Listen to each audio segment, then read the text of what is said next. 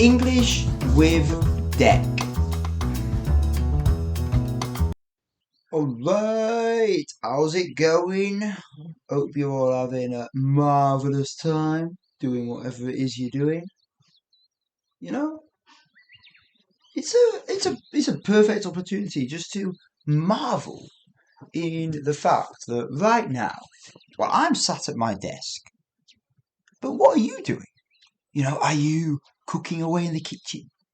Are you cleaning the house? Washing the car? Maybe you're driving along? Jogging along? Who knows? And even more amusing is the fact that right now, it is 2026. It is April. It is the start of April, okay? Give me a break. It is April.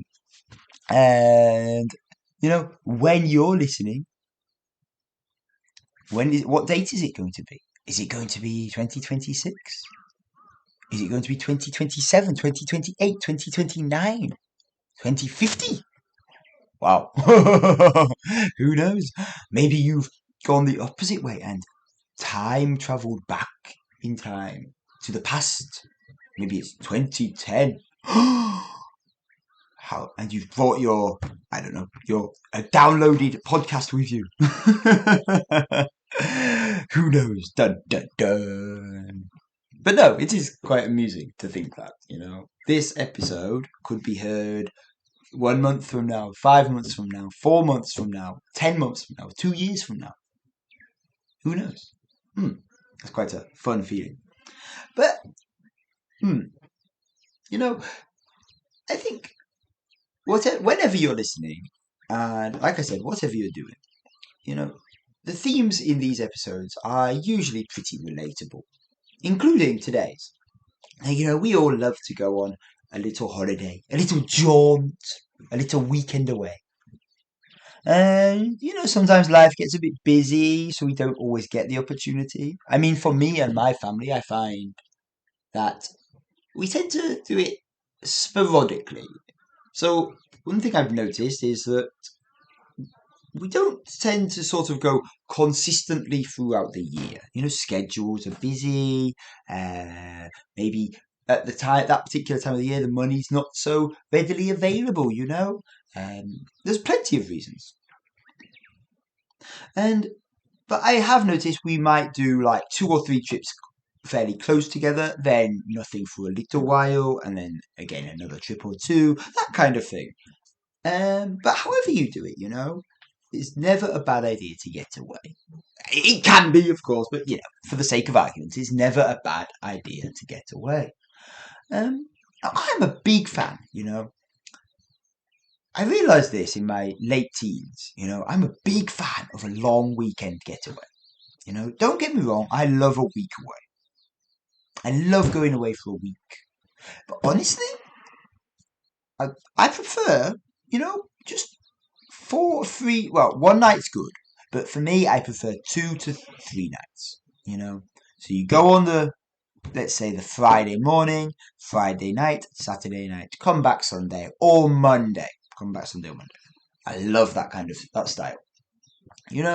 It's long enough for you to be able to do plenty of activities, do plenty of sightseeing, and relax properly, but also short enough that you don't, A, spend a ton of money usually, you don't have to anyway, and B, you're not sort of getting bored doing whatever you're doing unless you're traveling around, as can happen if you're in one place consistently. Of course, though, on the flip side, if you go to, say, a resort hotel, personally, I find 1 week is a bit short. Don't get me wrong. If you go to a resort hotel, it can become a bit mundane, just sitting around, lounging about, doing nothing. But from my experience, if I'm doing a resort-style holiday, 1 week's a bit too short. 2 weeks is too long. For me, the optimum time frame is 10 days.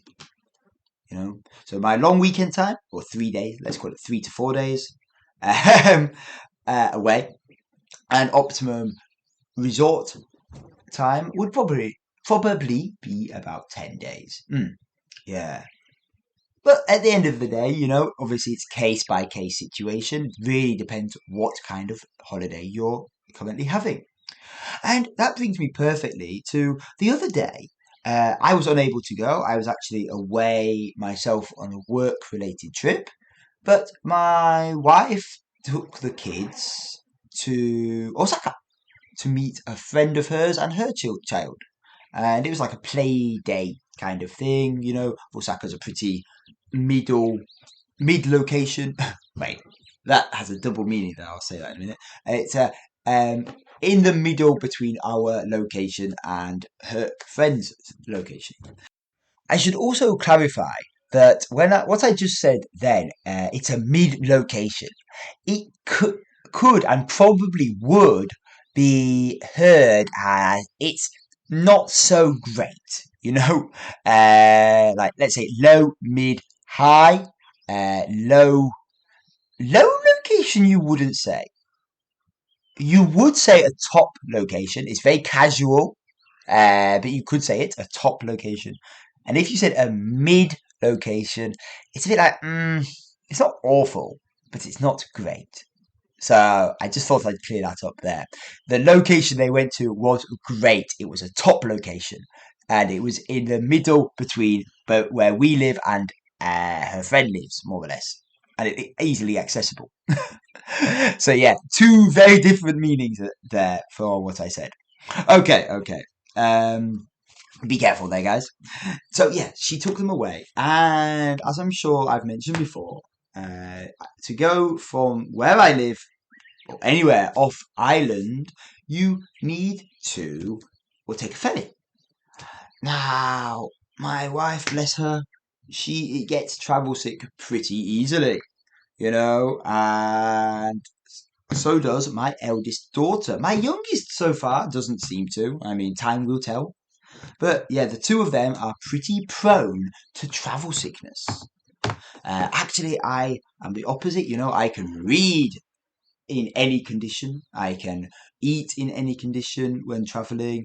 I can sleep. I can bloody be, like a kid when you're upside down reading or playing games whilst the car is moving. You shouldn't do this, not safe. But I could do that and eat some food, and I would not throw up. So very unfortunate for my wife, but it's unavoidable. Obviously, you can take medications or have little bands and stuff to alleviate the symptoms, but not so much you can do at the end of the day. Anyway, when they set off to Osaka, I got this message. Oh my gosh, the boat is rocking so much, because of the waves, So it was apparently it was really going up and down, like whoosh, psh. And then I received a picture of my eldest daughter sort of conked out on the sofa, passed out. I think I don't think she threw up, but it came very close to throwing up, vomiting. And then my youngest is sort of like la la la la la la la, just having the time of her life, running around. And my wife said she was too busy looking after my youngest to be able to feel sick herself, or actually process the feeling of being sick. So it was looking after my youngest was a sort of travel sickness remedy for her that time. Anyway, as time went on during that trip, that ferry ride, my eldest sort of came round, her symptoms lessened, and she was able to sort of walk around eventually. Anyway, after their little trip in Osaka, it was the first time she's taken them away, just the two of them. And she said it went pretty well, She packed light, she planned accordingly, and they stayed in central location.